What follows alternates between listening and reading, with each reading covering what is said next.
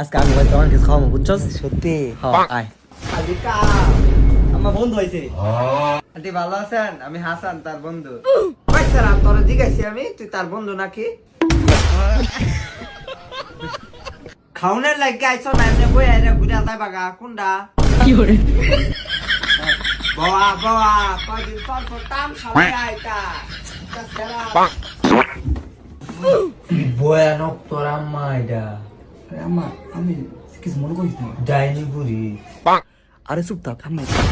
ওই সারা ওই কি খাইবে? আন্টি বালা মন্দ রান্না হইব একটা। ফাস ওই তুই কি বলি আমি বালা মন্দ রান্ধি না না? আজকে তুই আইছ দেখা বালা